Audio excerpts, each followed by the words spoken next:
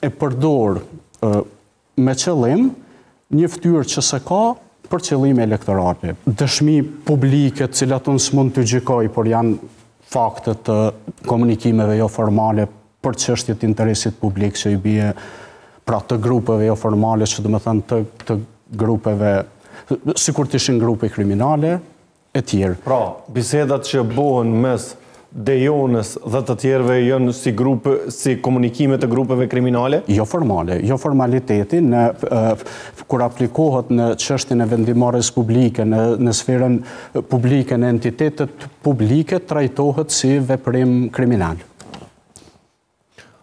Që i bie s'është i lehtëshëm.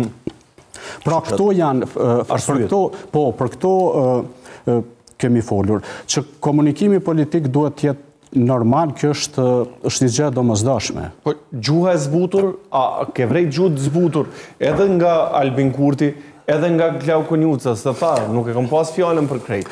Unë nuk, po mire, pas ka fjallën për një pjesë, apo jo? Pra është njësoj, sepse unë nuk identifikohem me gjithë opozitën e vendit, po unë solidarizohem me atë pjesë të opozitës që etiketohet në atë mënyrë. Pra dhe ata janë rival politik si ne. Nuk janë as më shumë, as më pak, dhe duhet të trajtohen si të tillë. Unë nuk arriti ndjek rivalet politik, s'paku jo sa duhet në kohën e fushatës zgjedhore. Është pa mundur, por unë e di që një ndryshim i tillë i sjelljes nuk është i vërtetë. Po është një lloj strategjie, s'po them që s'ka të drejtë ta bëj, por nuk mund të mos them që nuk është etike. Pra, është plotësisht jo etike. Pse? Sepse e përdor me qëllim një ftyrë që se ka për qëllime elektorale. Partitë politike duhet të jenë dhe përfaqësuesit e tyre duhet të jenë shumë të ndershëm se sa kaq, sepse gjë zbulohet shumë shpejt.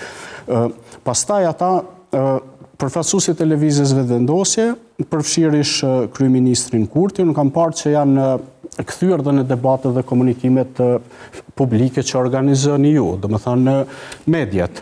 Jo të ju, por janë kthyer.